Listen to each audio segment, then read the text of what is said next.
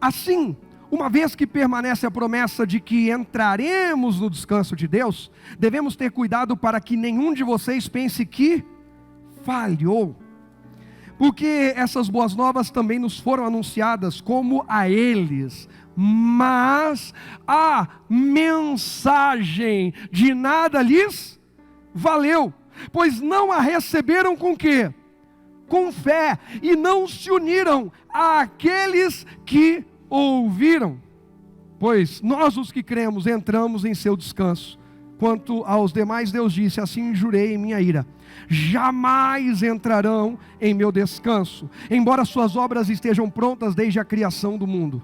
Sabemos que estão prontas por causa da passagem que menciona o sétimo dia. No sétimo dia Deus descansou de todo o seu trabalho. Mas em outra passagem Deus diz: jamais entrarão em meu descanso. Portanto, o descanso está disponível para que alguns entrem nele. Mas os primeiros que ouviram essas boas novas não entraram por causa da sua desobediência.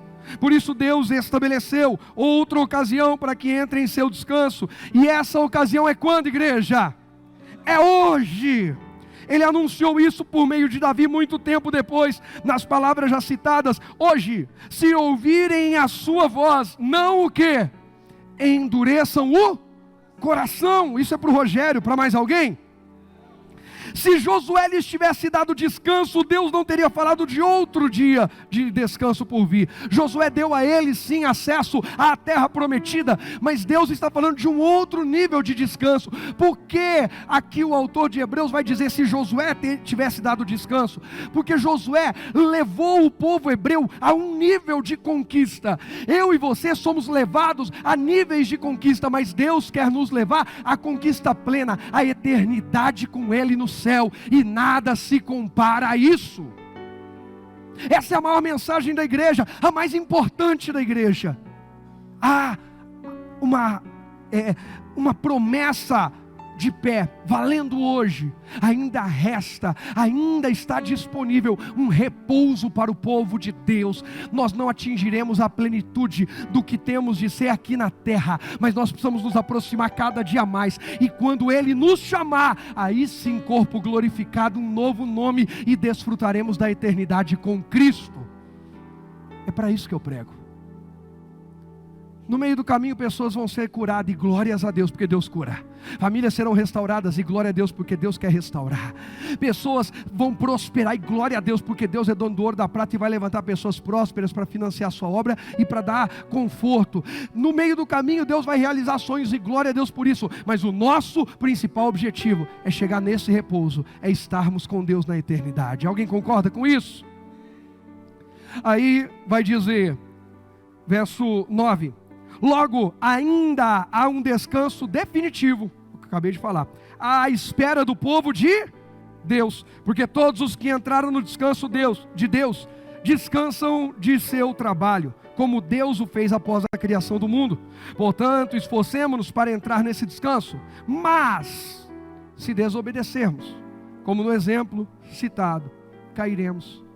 Sabe, gente, com todo respeito, esse pessoal da Hipergrace, queria entender como que eles leem isso aqui e continuam acreditando que está tudo bem, que está tudo bem e que está tudo bem. Nós acabamos de ler Novo Testamento, período da graça plena, Espírito Santo inspirando o autor sagrado e dizendo que nós temos que nos esforçar, não para produzir frutos de salvação. Os frutos são de arrependimento. A salvação vem debaixo da graça, e de nós vem o arrependimento e uma mudança de postura. Quem entende isso e concorda? Ainda resta um repouso. Deus nos ama como nós somos, independente do tamanho do pecado que você esteja disposto a cometer. Deus vai continuar te amando, mas Ele não poderá negar sua palavra quanto à eternidade, mesmo te amando. Eu amo meus filhos, e muitas vezes eu digo não, por amor. Muitas vezes um deles está de castigo, está no pensamento, e eu, apesar de amar e está doido para tirá-lo, eu preciso deixá-lo lá para que ele aprenda. E isso não é deixar de amar. Então Deus não deixa de amar, isso é fato, é verdade, independente do pecado. Mas dar acesso a novos níveis, e ainda mais se tratando da eternidade, não é de qualquer jeito. Amém? Aí vai dizer ainda, pois a palavra de Deus é viva e poderosa, é mais cortante que qualquer espada de 2 gumes, penetrando entre a alma e o espírito, entre a junta e a medula, e traz à luz até os pensamentos e desejos mais íntimos.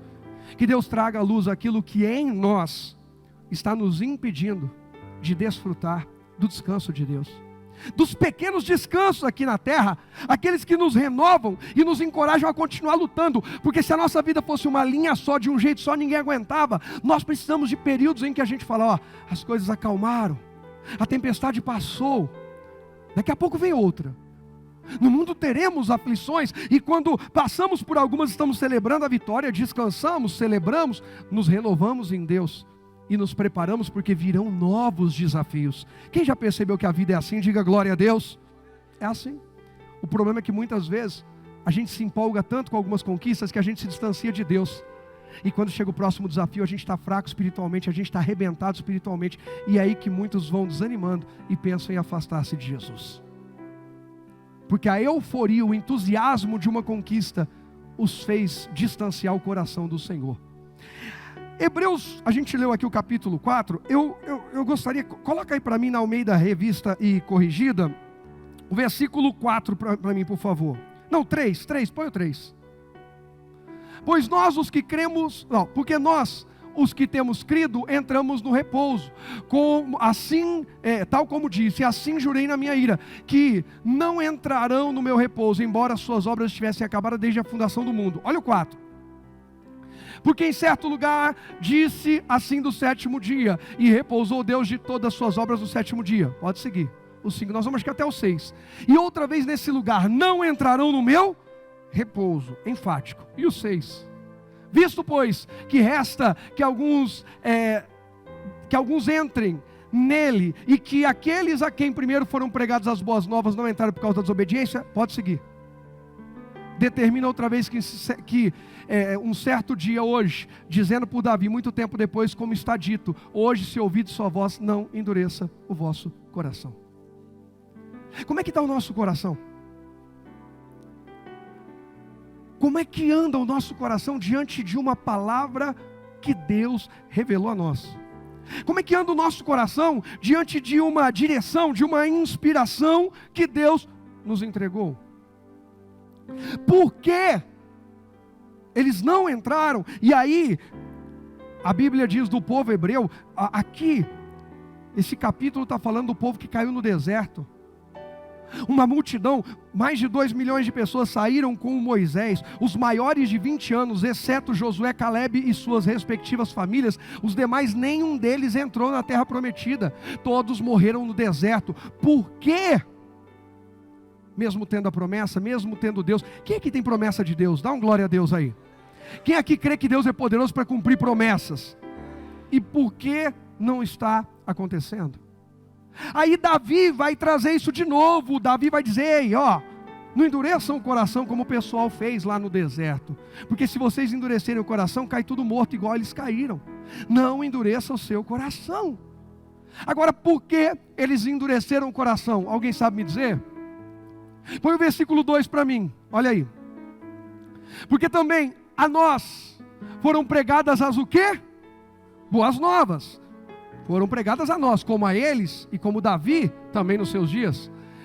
Mas a palavra da pregação nada lhes aproveitou. Irmão, tem gente que vem para a igreja e consegue sair pior. Tem gente que vem para um culto e sai pior. Que isso, pastor? Ah, então o senhor está dizendo aí uma coisa, então acho que eu não vou vir mais. Eu tenho que pregar verdades aqui. Eu não tenho que massagear o ego. Tem gente que vem para o culto, recebe a palavra e sai com raiva da palavra que foi pregada, sai debatendo, discordando e contaminando os outros. Saiu pior do que entrou, porque ainda saiu ferindo a palavra. E a palavra não nasceu em mim. A palavra não nasceu de uma ideia humana. A palavra é revelada pelo Senhor, aquele que é o verbo, aquele que é o nosso Criador. E essa rebelião contra a palavra nada mais é do que uma rebelião contra o próprio Deus. Mas a palavra não aproveitou nada naquela pessoa, porque ela endureceu o coração, como nós acabamos de ler. Por que ela endureceu o coração? A palavra de Deus é conhecida de algumas formas, e uma delas, Ezequiel vai descrever uma visão extraordinária, inclusive de um reavivamento, falando, por exemplo, do Mar Morto, falando daquela região dos famosos Bolanes, nós tivemos lá e pudemos ver que está começando a acontecer o cumprimento daquela profecia. Mas Ezequiel vai falar que ele tem uma visão e que ele vê o altar de Deus, e do altar, debaixo do altar, o que corria? Alguém lembra? O quê? Um rio de águas vivas. Vem comigo, você está fazendo uma massa. Você está usando farinha, o que for para fazer uma massa. O que você precisa para aquela mistura se tornar homogênea, se tornar uma coisa só? Molhar. Se você não molhar, não vai acontecer. E aí aquilo lá vai secando. Aí vou para um outro exemplo. Pegar o vaso, que nós somos vasos na mão do oleiro, está lá o vaso de barro, está lá o vaso de argila, do que você quiser. Aquela argila, aquele barro começa a secar. O que você precisa para que aquela argila e aquele barro continue flexível para ser moldado? Molhar.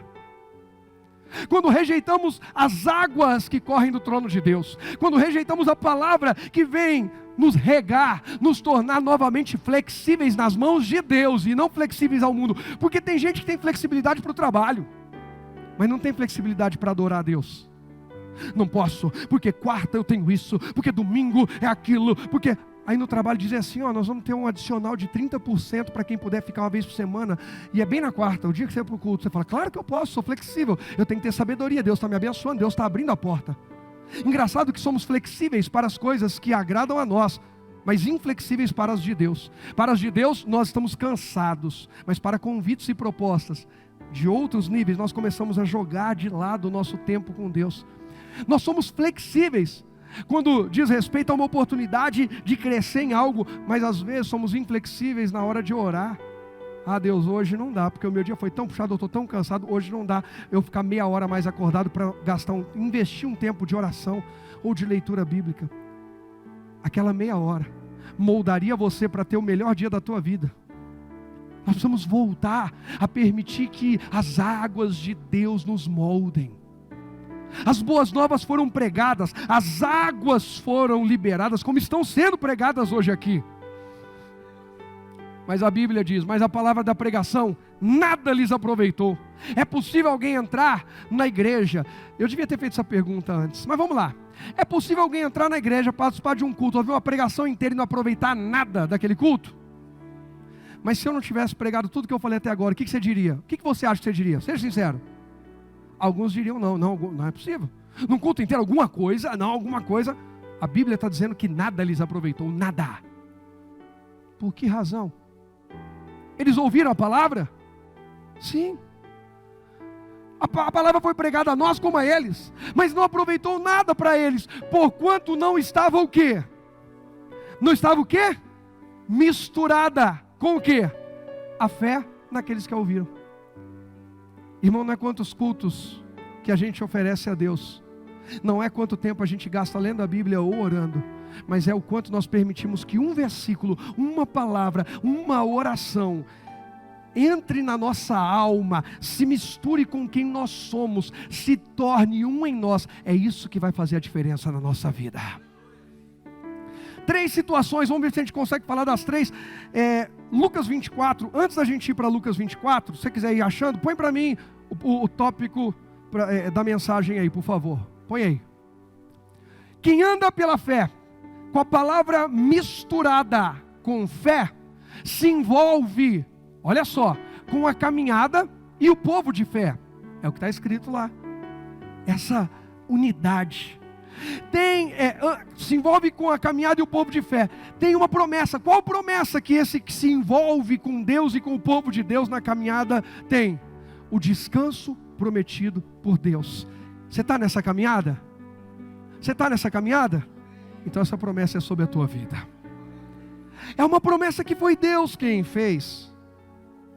Lucas 24, vamos lá.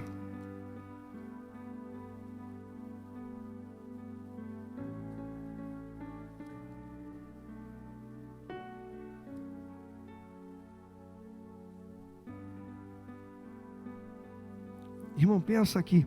Quem já fez uma viagem maravilhosa na vida, dá um glória a Deus. Aí você pensou, né? Como que eu vou planejar essa viagem? Quais lugares que nós vamos visitar? Qual vai ser o roteiro? Que hora que acorda? Que hora que vai dormir? O pastor Diego e a pastora Dani acabaram de chegar de uma viagem de descanso merecido. E já vieram direto para cultuar, adorar a Deus com essas coisas. Não, estamos chegando de viagem, estamos muito cansados. Não, estamos felizes porque Deus nos proporcionou isso. Aí eu vejo a diferença. Quem me deu foi Deus. Aí eu fico tão feliz que eu falo, Deus, o Senhor entende que eu não posso ir porque eu desfrutei tanto que o Senhor deu, que eu estou cansado para te adorar. Não, Deus, eu tenho agora a obrigação de te adorar. Isso é gratidão. Isso é aliança. Aí você faz aquele planejamento. Aí, ou então você vai lá e contrata uma agência de viagens. Ou você fala com alguém que já conhece o lugar e faz aquele roteiro, aquela coisa incrível, fantástica. Isso é bom ou não é? Mas quem já tentou fazer uma viagem maravilhosa, talvez tenha até contratado uma agência, ou pegou alguns conselhos, algumas dicas e deu tudo errado, foi horrível, diga misericórdia. Alguns já passaram por essa experiência. Deus está nos chamando para uma viagem onde Ele vai ser o guia da nossa vida. Deus está nos chamando para uma viagem onde nós vamos confiar. A hora que Ele falar levanta, levanta. A hora que Ele falar hora de dormir, hora de dormir. A hora que Ele falar faz esse passeio que vale a pena. Mas Deus, o investimento é muito alto. Faz esse passeio, faça. A hora que Ele disser não vai para esse, mas estão tentando me vender, falaram que é o melhor passeio da viagem. Se Deus está dizendo não, é não.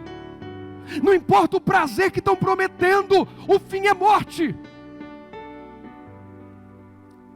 Precisamos misturar com fé. Nós estamos numa viagem aqui. Nós temos sonhos nesse mundo. Mas por que muitos sonhos não saem da mente ou do papel? Está faltando misturar com fé. Lucas 24, antes de eu ler, põe para mim o próximo tópico que eu já vou ler Lucas 24. Olha só, e aí nós vamos entrar nas 3 situações. Muitos sonham, quem aqui tem sonho? Muitos sonham, mas não o quê? Realizam. Gente, o que tem de pessoas que sonham, mas não realizam? Outros tantos agem. Eles não ficam só sonhando, eles têm atitude. Mas muitas vezes isso piora ainda mais a situação. Às vezes você diz assim, pastor, estou nos 2 grupos. Eu já fiquei sonhando e não acontecia nada, não realizava. Aí eu ouvi que eu tinha que agir. Falei, então agora eu vou agir. Aí que lascou tudo. Eu pensei que a coisa estava ruim, depois ficou pior. Está na hora de nós escolhermos quem é prioridade na nossa vida. Sabe, eu tenho certeza que, assim como todo culto, a palavra de Deus está sendo ministrada, esse é um culto libertador e transformador. Não deixe nada roubar de você a grande oportunidade que Deus está te dando hoje. Não por minha causa, por causa da palavra dEle. Em Lucas capítulo 24, versículo 13. Eu vou ler rápido aqui para poder a gente falar do texto todo e entender o contexto. Naquele mesmo dia, 2 dos seguidores de Jesus caminhavam, olha só, para o povoado de Emaús, a 11 quilômetros de Jerusalém. Que dia era esse? Domingo, o dia da ressurreição de Jesus. Gente, presta atenção. Se você tivesse vivido nos dias de Jesus, qual que você acha que seria o acontecimento mais marcante de você presenciar? O que você acha? Pastor, multiplicação de pães e peixes, pastor. Porque, nossa, comer pão multiplicado por Jesus deve ser incrível. Rodízio de Jesus. Gente, eu digo para mim, a ressurreição. Porque rompeu tudo, superou tudo, transcendeu, foi além. Outro detalhe, enquanto Jesus estava vivo, antes de morrer, tinha como matá-lo? Vocês estão com medo? Vamos lá, gente, valendo agora, Igreja de Família de Cristo, vocês estão aqui? Glória a Deus. Jesus vivo, antes de ir para a cruz, tinha como matá-lo? Sim. Agora ele ressuscitou. A Bíblia não diz assim que ele voltou com superpoderes. Não está escrito isso. Mas um homem que entra numa casa de portas e janelas fechadas, como diz alguém, não é desse mundo não. Ele é do céu para onde eu vou, mas alguém? Ele é o criador daquele céu. Presta atenção, como é que você vai matar aquele que agora é impossível porque já mataram? Ele já se permitiu ser morto, agora ninguém pode matá-lo mais. Irmão, alguém vai entender, presta atenção. É quando Deus te entrega algo e diz assim, agora ninguém mais pode tirar de você. É quando Deus faz algo na tua vida e diz, ninguém mais pode desfazer. Só tinha uma chance de parecer que ele perdeu, só tinha uma chance de parecer que ele ficou derrotado, e ela já foi cumprida, porque Deus Pai mandou o Filho, obedeceu, e já aconteceu. Daqui para frente ele não perde mais nada. Está naquele dia. Eu fico imaginando ver Jesus vindo com as mãos furadas, o lado transpassado, e eu olhar para ele e dizer: Jesus, agora ninguém mais pode te matar, ninguém mais pode me matar. Jesus, e o que vai ser de nós? Ele diz assim: vocês vão comigo também, vocês vão viver como eu também, vocês vão desfrutar dessa mesma intimidade, desse mesmo fervor, dessa mesma paixão. Vocês vão ter o Espírito de Deus que está comigo dentro de vocês, e não mais andando lado a lado. Agora ele não será o companheiro ao lado, agora ele será Deus dentro de vocês. O dia mais incrível que esse mundo presenciou, na minha humilde opinião, porque no dia da criação o pecado ainda podia separar o homem de Deus, mas no dia da ressurreição o pecado não pode mais dominar o homem. Alguém está entendendo? Pelo amor de Deus, gente. A vontade de correr, gritar, chorar, tudo ao mesmo tempo, igual cantou aqui no início. Na criação a gente podia ainda cometer uma bobagem como Adão e perder a nossa comunhão com Deus, mas no dia da ressurreição ele diz: está consumado, está completo, está pago, está vencido, a página está virada, continue andando comigo. Agora o pecado não governa, não domina, não escraviza vocês mais. Eu tenho um novo nível de vida para vocês. É outra realidade. E 2 homens decidem sair de Jerusalém, igual a gente decide sair de um propósito de oração, sair da palavra que Deus deu, sair da promessa que Deus nos entregou, sair da aliança que Deus nos conectou, sair do propósito, sair do culto, sair de um projeto, bem na hora que o grande milagre está para acontecer. Sabe quando alguém diz assim: você não faz ideia do que você perdeu? Eu não vou perguntar para você se já aconteceu isso, porque eu sei que já aconteceu. Eu vou além, eu vou perguntar até quando você vai ficar murmurando e vai continuar perdendo. Toma um rumo na vida. Está na hora de dizer um basta, de conectar onde tem que conectar, andar colado onde tem que andar colado, parar de ficar aí, mas no seu, para de dar desculpa, essas desculpas não mudaram tua vida, e você está reclamando que está dando tudo errado, porque você está repetindo a mesma postura de sempre. A mesma receita vai dar o mesmo resultado. Eu creio que o Espírito Santo está falando com mais alguém aqui. Eu falo mais alguém porque está falando comigo. Essa é a noite de dar um basta. Chega de ser a pessoa do quase.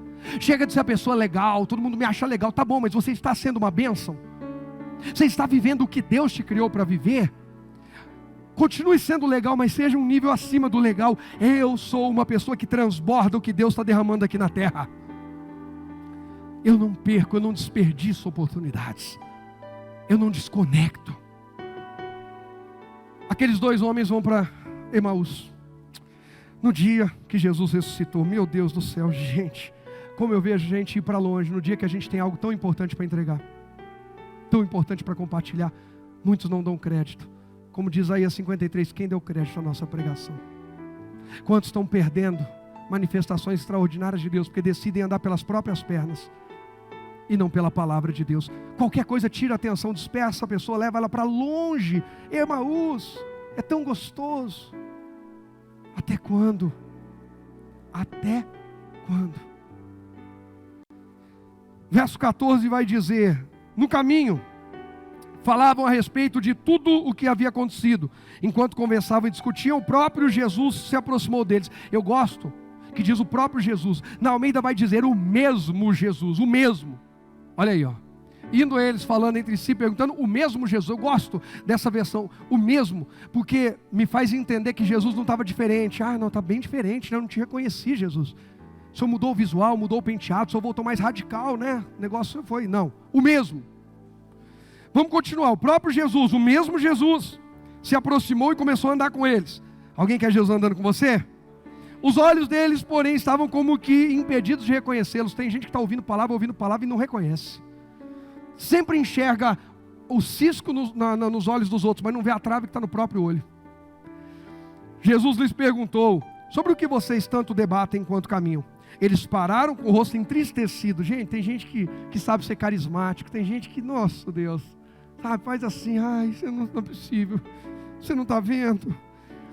Então um deles, chamado Cleopas, respondeu: você deve ser a única pessoa em Jerusalém que não sabe das coisas que aconteceram lá nos últimos dias. Que coisas? Perguntou Jesus. As coisas que aconteceram com Jesus de Nazaré, responderam eles. Ele era um profeta de palavra e ações poderosas aos olhos de Deus e de todo o povo, mas os principais sacerdotes e outros líderes religiosos o entregaram para que fosse condenado à morte e o crucificaram.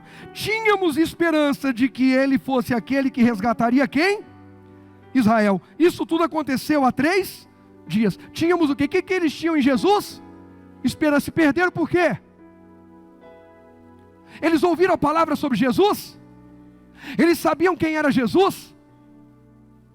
Mas a palavra nada lhes aproveitou, porque não foi misturada com... Tínhamos a esperança, não temos mais. Essa é a noite da palavra tínhamos na tua vida. Algumas palavras tínhamos ser trocada pela palavra temos. Eu ia, vai voltar a ser eu vou. Eu achava, vai mudar para eu creio. Por quê, pastor? Porque está escrito que quando Jesus começou a andar com eles, as coisas começaram a mudar. E quem está andando com a gente aqui é Jesus. Eu estou pregando a palavra dele. Quem está em movimento aqui é Jesus. Quem está movimentando a sua e a minha fé é Jesus. É o verbo de Deus que se fez carne. Aí diz aqui a sequência. Algumas mulheres de nosso grupo foram até seu túmulo hoje bem cedo e voltaram contando uma história surpreendente. Ah, irmãos, eu não aguento isso aqui. Surpreendente? Jesus prometeu e ainda está te surpreendendo? Você está achando o quê? Que Jesus é mais um façário?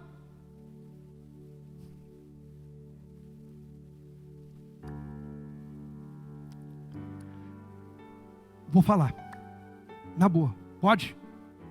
Amém. Você acha que o que está escrito na Bíblia é brincadeira? Sobre os mentirosos, os roubadores, os fornicários, os ladrões, os avarentos, os adúlteros, sobre os idólatras,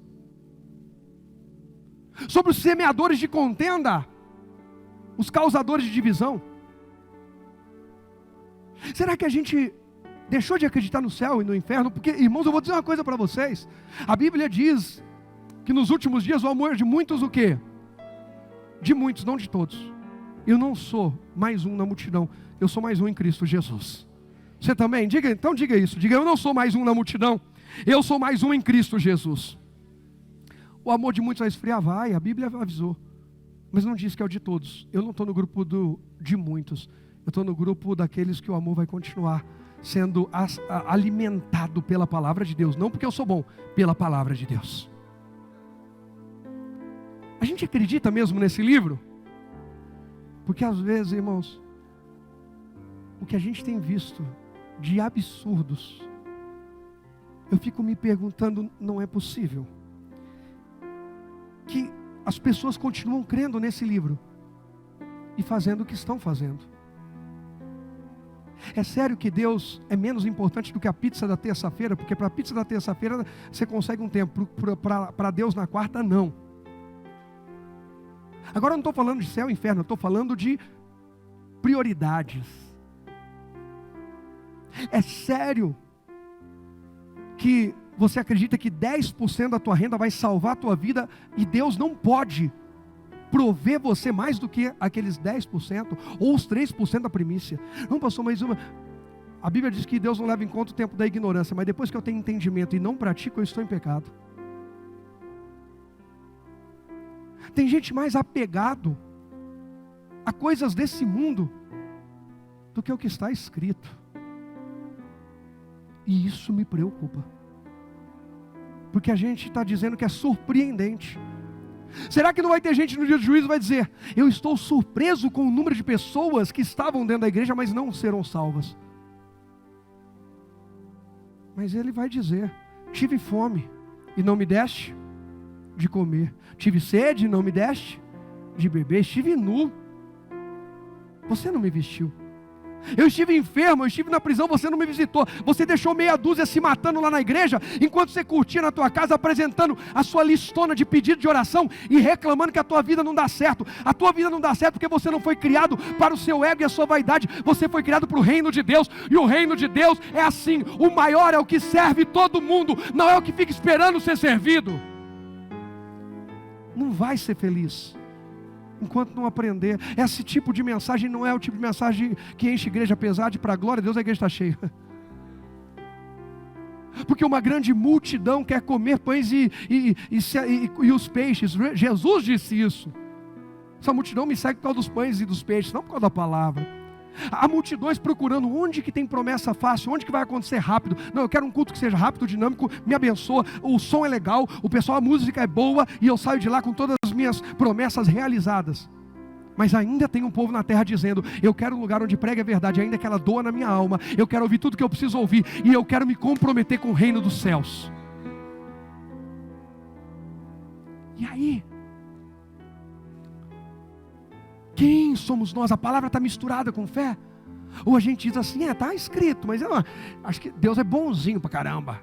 Você acha que Deus vai ser tão radical com esse negócio aí, de a pessoa mentir, prostituir, adulterar, divorciar, fazer, idolatrar, roubar? Irmão, pelo amor de Deus. Tem gente indo para longe de Jerusalém, porque a palavra não mistura mais no coração com fé. A pessoa conhece, mas não permite mais misturar com fé. Alguém está entendendo aqui? E a gente diz: estou surpreso. Sabe, gente, a gente se surpreende com testemunhos, como o do irmão Nilson hoje, e na verdade a gente deveria se surpreender quando essas coisas não acontecem. Porque está escrito que nós vamos viver sinais, prodígios e maravilhas. Deus tem coisas extraordinárias para a gente viver, irmãos. Claro que a gente se alegra, impacta, mas isso é o que Ele nos deixou como promessa, amém? Mas vamos lá, eu parei no verso 22, deixa eu correr aqui. O verso 23 diz assim: disseram que o corpo havia sumido, e que viram anjos, que lhes disseram que Jesus está como? Vivo. Alguns homens de nosso grupo correram até lá para ver, e de fato, tudo estava como as mulheres disseram, mas não ouviram. Alguns homens, no meio deles está só Pedro. Só Pedro. Gente, foi gente extremamente confiável. E eles estavam junto desse grupo. Não é gente distante. Esses dois discípulos que estão indo para Emaús, era gente que convivia com Pedro. É gente dentro da igreja. Tem muita gente que vai surpreender no juízo. Não é gente de fora não, gente dentro da igreja. Gente que pegou o microfone na mão, instrumento. Que em nome de Jesus isso não seja comigo nem com você. Que a palavra possa continuar misturando com fé no nosso coração e nos ativando a perseverar nas boas obras. Não seremos salvos pelas boas obras, mas fomos salvos pela graça para realizarmos boas obras, para manifestar a graça e a glória de Deus aqui na terra. Então vai dizer, então Jesus lhes diz: como vocês são tolos, como custam a entender o que os profetas registraram nas escrituras? Não percebem que era necessário que o Cristo sofresse essas coisas antes de entrar em sua glória? Então Jesus conduziu por todos os escritos de Moisés e dos profetas, explicando o que as escrituras diziam a respeito dele. Aproximando-se de Emaús, o destino deles, Jesus fez como quem seguiria a viagem, mas eles insistiram: fique conosco essa noite, pois já é tarde. E Jesus foi para casa com eles. Quando estavam à mesa, ele tomou o pão e o abençoou, depois partiu e lhes deu. Então os olhos deles foram abertos e o reconheceram. Nesse momento ele desapareceu. Tem hora que Deus vem e traz uma palavra, a gente sabe o que tem que fazer, depois aquela palavra não fica vindo toda hora. A gente fala: eu queria que aquela palavra viesse de novo. Não precisa, você já sabe o que fazer. A gente que é muito mimado às vezes. Deus me mandou pregar o evangelho.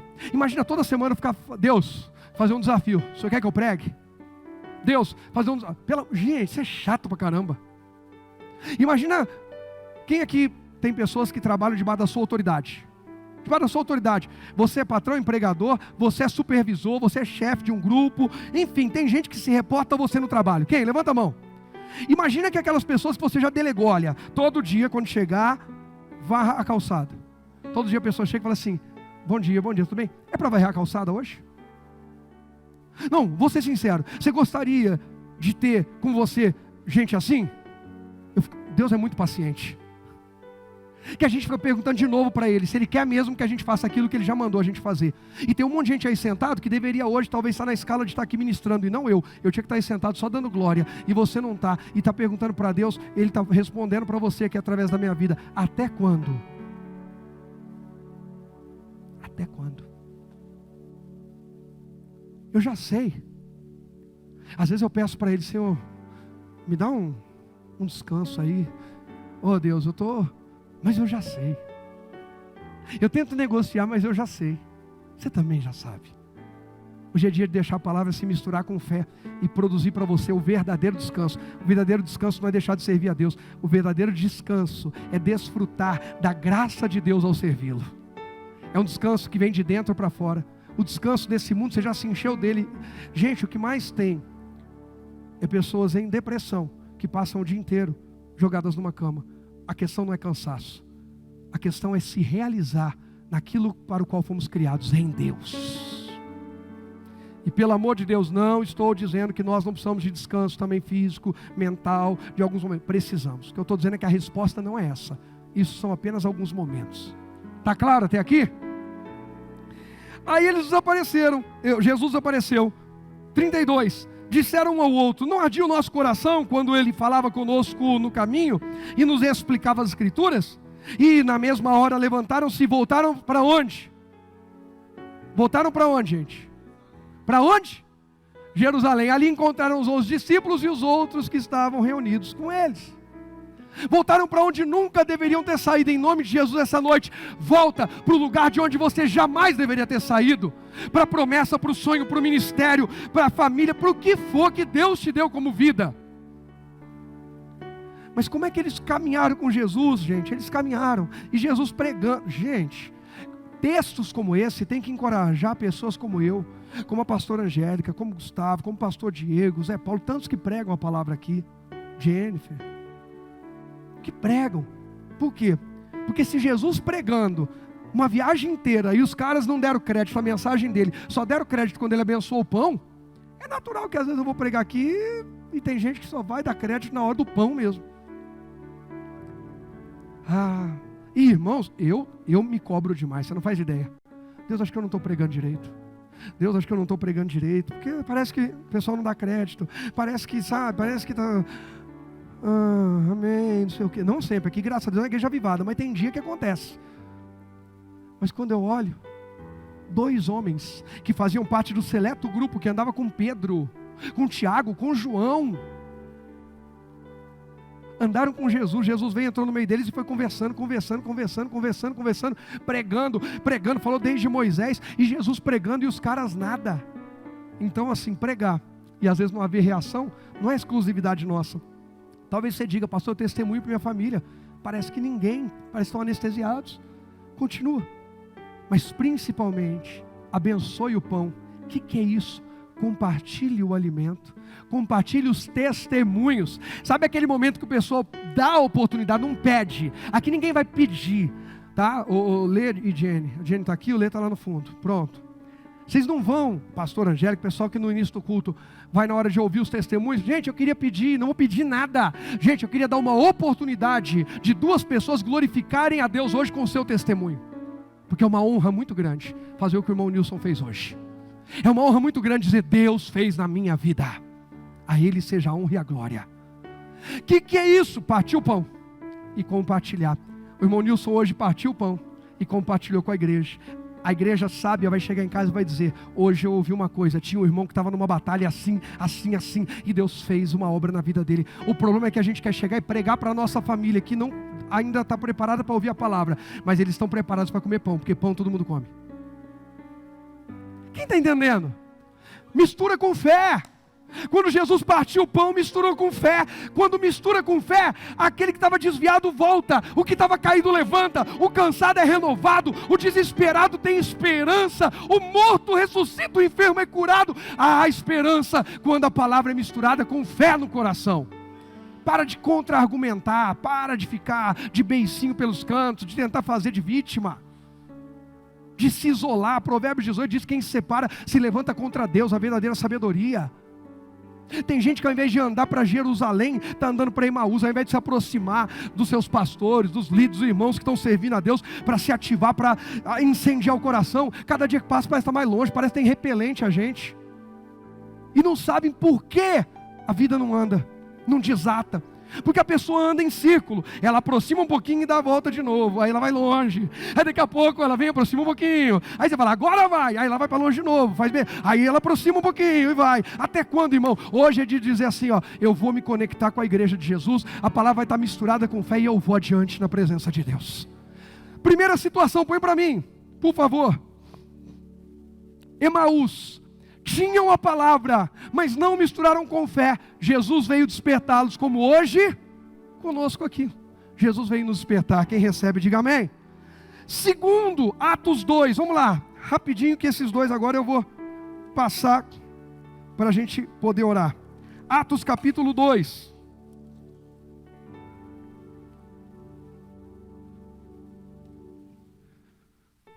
Isso aqui. Atos capítulo 2, verso 36, diz assim, ó, Atos 2, 36, portanto, saibam com certeza todo em Israel, que a esse Jesus que vocês crucificaram, presta atenção que Pedro está fazendo mais ou menos aquilo que nós lemos agora, lá em Lucas, o mesmo Jesus. A esse Jesus que o Pedro está pregando no dia do Pentecostes, do derramado do Espírito Santo, a esse Jesus que vocês crucificaram, Deus fez Senhor e Cristo. As palavras partiram do coração dos que ouviam. Aliás, as palavras partiram o coração dos que ouviam. E eles perguntaram a Pedro e aos outros apóstolos: irmãos, o que devemos fazer? Sabe quando você identifica que a palavra está misturando com fé no seu coração? Quando você tem a humildade de chegar para alguém e dizer assim: o que eu tenho que fazer agora? Quando a palavra mistura com fé no nosso coração, a gente baixa a arrogância, o orgulho, a autossuficiência, a independência. Eu não sou independente, eu sou dependente de Deus. Eu dependo de Deus. O Pedro independente negou Jesus. O Pedro dependente se tornou pastor do rebanho de Jesus. Quem você quer ser, o primeiro ou o segundo? O primeiro diz: eu não te nego de jeito nenhum, vou contigo à morte e à prisão. O segundo diz: Senhor, eu te amo. Senhor, tu sabes que eu te amo. A terceira vez que Jesus pergunta, ele diz: tu sabes que eu te amo. O Senhor sabe as coisas melhor do que eu. Quem sabe é o Senhor. Eu confio no Senhor. A palavra certa está contigo. Quem nós somos? Aí diz a sequência: Pedro respondeu: vocês devem se arrepender. Gente, a palavra de Jesus sobre cruz, eu vou ressuscitar o terceiro dia, eu vou encher vocês de poder. A palavra de Pedro, pós Espírito Santo, o povo ser avivado, é: se arrependam. Qual que é mais gostosa? Saber que vai vir poder sobre você, ou que você tem que se arrepender? Primeira ou segunda? Primeira, vai vir poder. Ouvir que a gente tem que se arrepender não é gostoso, mas vamos lá, essa aqui é: vocês devem se arrepender para o perdão dos seus pecados, e cada um deve ser batizado em nome de Jesus Cristo, então receberão a dádiva do Espírito Santo. Essa promessa é para vocês, para seus filhos e para os que estão longe, isto é, para todos que forem chamados pelo Senhor nosso Deus. Pedro continua a pregar, advertindo com insistência a seus ouvintes: salvem-se dessa geração corrompida. Os que acreditaram nas palavras de Pedro foram o quê? Batizados. E naquele dia houve um acréscimo de cerca de quantas? 3.000 pessoas. Por quê? Porque a palavra foi misturada com fé. Põe para mim segunda situação. Põe aí a segunda situação, bem rapidinho. Segunda situação: a multidão recebeu a palavra, e logo o quê? Creu. Houve salvação na mesma hora, porque movimentaram sua fé, aproveitando a oportunidade. Que isso aconteça hoje aqui entre nós, em nome de Jesus. Quando a palavra não foi misturada com fé, 2 homens saem de Jerusalém para se afastar de Deus, do propósito de Deus, do chamado de Deus. Quando a palavra é misturada com fé, eles voltam a Jerusalém. Quando a palavra é misturada com fé, uma multidão ouve que eles precisam se arrepender para ser salvos e cheios do Espírito Santo. Então eles logo são batizados, 3.000 pessoas de uma vez. Que a palavra se misture com fé no seu coração, e aquilo que precisa ser pedido perdão hoje seja pedido, que precisa ser consertado seja consertado, precisa ser reativado seja reativado, para a glória de Deus, em nome de Jesus. E a terceira e última situação é Êxodo 14, vamos lá? Êxodo 14, verso 10.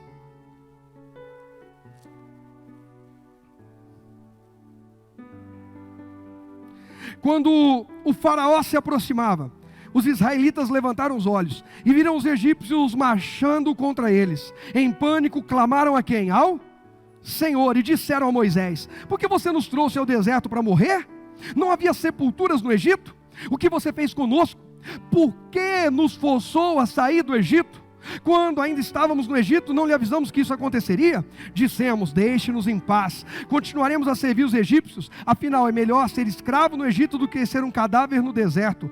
Moisés, porém, disse: não tenham medo, apenas permaneçam firmes e vejam como o Senhor os resgatará nesse dia.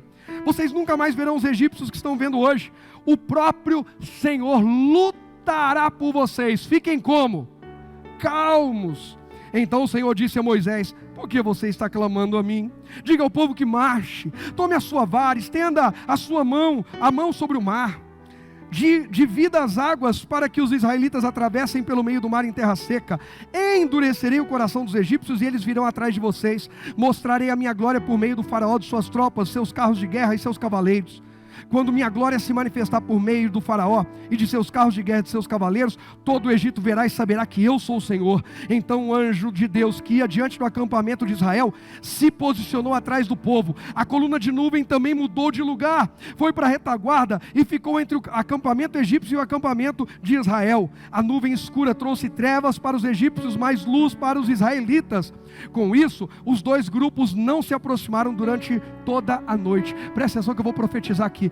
Talvez você esteja vivendo um período de trevas, um período difícil. Eu quero aqui profetizar: Deus não esqueceu, Deus não está indiferente a isso. Deus está levantando essa mesma nuvem, uma nuvem como essa, para separar você do teu inimigo. Esse período de noite, enquanto não acabar essa tempestade, enquanto não acabar esse período de trevas, enquanto não acabar esse período de insegurança, de medo, de dúvida, Deus estará colocando uma barreira entre você e o teu adversário, de modo que ele não se aproveitará desse momento de fragilidade para te destruir, mas Deus preservará você e a tua casa em nome de Jesus.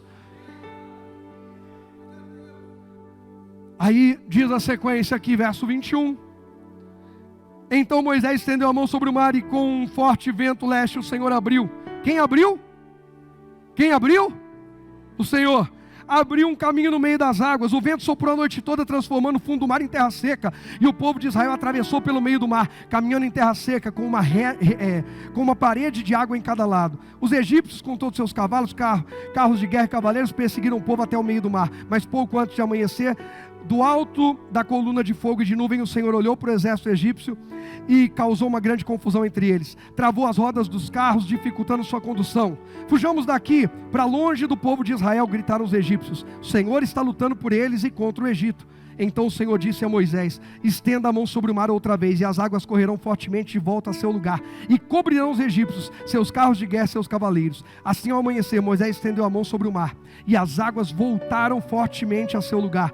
Quando os egípcios tentaram escapar, foram de encontro às águas, e o Senhor os arrastou para dentro do mar. As águas voltaram e cobriram todos os carros de guerra e cavaleiros, todo o exército do faraó. Nenhum dos egípcios que havia perseguido os israelitas até o meio do mar sobreviveu. O povo de Israel, por sua vez, atravessou pelo meio do mar em terra seca, enquanto as águas formavam uma parede de cada lado. Foi assim que o Senhor libertou Israel da mão dos egípcios naquele dia, e os israelitas conseguiram ver os cadáveres dos egípcios na praia. Quando o povo de Israel viu o grande poder do Senhor contra os egípcios, encheu-se de temor diante dele e passou a confiar no Senhor e em seu servo quem? Moisés. Põe aí o próximo tópico, terceira situação. Olha só. Saber a hora de parar e esperar o agir de Deus também é um movimento de fé. Às vezes a gente pensa que movimento de fé, que Deus abençoe, abra o mar diante de você em nome de Jesus. É um movimento de fé, irmãos. Presta atenção, eles tinham que saber a hora de parar e a hora de agir. Quem abriu o mar foi Moisés? Quem abriu o mar foi Moisés? Quem abriu o mar? Deus. Tem hora que não é a tua força, tem hora que não é a tua capacidade de atuação, é a tua confiança. Deus, eu vou parar. Deus falou para Moisés: Moisés, diga ao povo que marche, mas antes disso, parem e vejam o grande livramento que eu vou operar hoje aqui. Marcharam, agora pare de novo. Pararam diante do mar, estende o cajado, abriu o mar, marchem. Chegaram do outro lado, parem todo mundo, olha para dentro do mar. Estamos olhando, Senhor, então veja o que eu vou fazer. Afogou os egípcios. Que é isso aí? Tem hora que você tem que parar de correr para tudo que é lado, igual barata tonta. Tentar fazer um monte de coisa que está só piorando. Ouvir o que Deus está dizendo e confiar.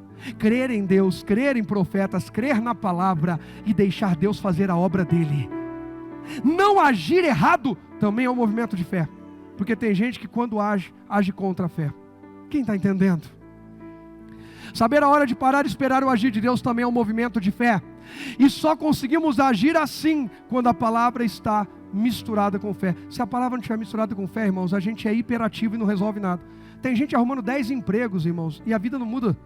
A pessoa sempre vai dizer para você assim: vamos comer uma pizza? Vamos. Aí no meio da pizza ela fala: tá difícil, hein? No outro dia ela fala: vamos comer uma picanha? Vamos. A vida está difícil, hein? No outro dia diz assim: vamos comer um pão com água? Vamos. A vida está difícil, hein?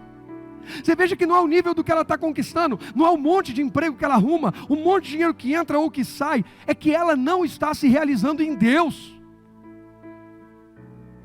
Tem gente que é feliz com Deus, nos dias de maior abundância na sua vida, nos dias de maior luta, mas é feliz com Deus. Eu quero ser assim. Mais alguém dá um glória a Deus? Feliz com Deus. Só conseguimos agir assim quando a palavra está misturada com fé, aprofundada em nosso coração. Quando a palavra é rasa, superficial, não adianta. Pode passar o próximo, por favor. Presta atenção para a gente encerrar e orar. Moisés estende o cajado. E olha a recomendação de Deus: marchem que eu cuido. Presta atenção, o que Deus diz? Moisés, estende o cajado. E façam o quê? Marchem, que eu cuido. O que é isso aí? É Deus falando: Rogério, estende o cajado. Qual é a habilidade? Qual é a palavra? Qual é o chamado? Qual é o propósito que eu te dei? Estende isso. E se movimenta dentro do que eu falei. E deixa que eu cuido. Qual é o seu problema? Deixa Deus cuidar.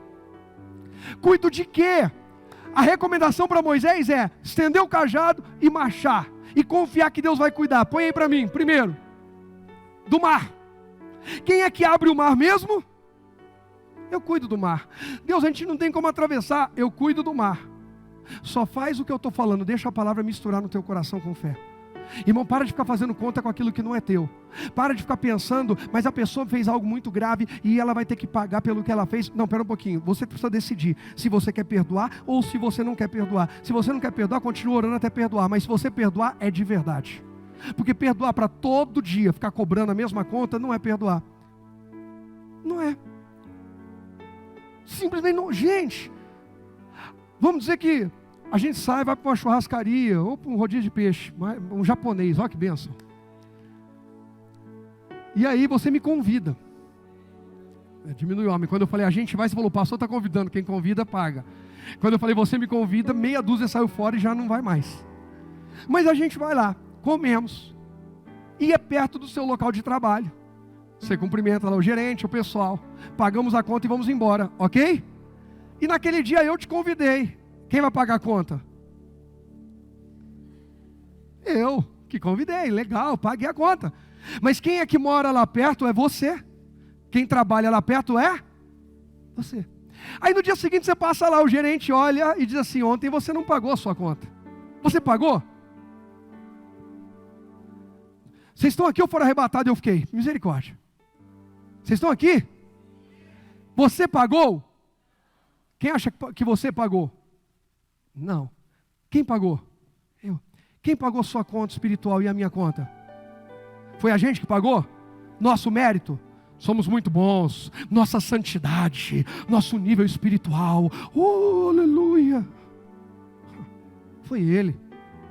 O pecado só é diferente em cada um. Para de ser religioso. Ele pagou a conta de todos. Todos. Aí eu passo lá. Aí você passa lá, né? Eu paguei. Aí ele olha e fala assim: ontem você não pagou a conta. Você fala: é verdade, eu não paguei. mas o meu pastor estava aqui, ele pagou para mim. Não, quero receber de você. A conta já foi paga. Aí você vai embora. No outro dia você passa de novo, ele fala assim, você comeu aqui anteontem? Eu falo, comi. Você não vai pagar a conta? Eu falo, mas já foi paga. Quem está entendendo? Se foi pago, não vai ficar lançando em rosto todo dia.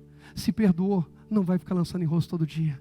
Se decidiu mudar, não vai ficar voltando a falar, é porque a minha vida não vai para frente, porque lá no passado, porque há 12 anos atrás, porque há 18 anos atrás, porque um dia fizeram, porque um dia falaram. Para com isso. Está na hora de viver o novo de Deus. Deus só vai derramar vinho novo se o odre for novo. Se você continuar vivendo frustrado, olhando para trás, dizendo que um dia você foi uma benção, você nunca mais vai ser. Está na hora de ser a bênção que Deus quer que você seja hoje aqui. Vamos para frente. Deixa Deus abrir o mar. Acredita. O que mais que Deus faz? Põe aí. Quem cuida dos egípcios? Quem cuida dos inimigos? Deus falou, você estende o cajado, chama o povo para marchar, que dos seus inimigos cuido eu. Para de ficar se metendo em confusão com os outros e se preocupa em mergulhar na presença de Deus, que Deus vai te livrar dos teus inimigos. Pode passar o próximo tópico para a gente poder orar. E nós o que faremos? Ô pastor, essa vida está ficando boa, não precisa fazer nada. Claro que precisa. O que a gente faz? Põe aí. Parai, está em pé. Foi o que Deus falou a Moisés. Moisés, parem e permaneçam em pé. O que é isso? Não deixa o pecado te derrubar. Não deixa o desânimo te derrubar. Não deixa o ódio, a amargura te derrubar. Esteja em pé. E em pé aqui, não estou falando, claro, diante de Deus a gente se prostra. Estou falando em pé, a sua postura. A palavra que Deus me deu, me levantou, e eu vou ficar firmado nela. Parai e está em pé. Eu estou nessa palavra, pastor. Foi a palavra que Deus me deu. Eu estou firmado, eu estou com uma casa construída na rocha. E, por fim, põe aí. O que nós não precisamos nos preocupar? Só confia, porque nessa peleja, quem guerreia é Deus. Deixa essa palavra que foi ministrada hoje ser misturada com fé no teu coração, porque quem vai guerrear por você é o Deus Todo-Poderoso. Quem crê, diga amém.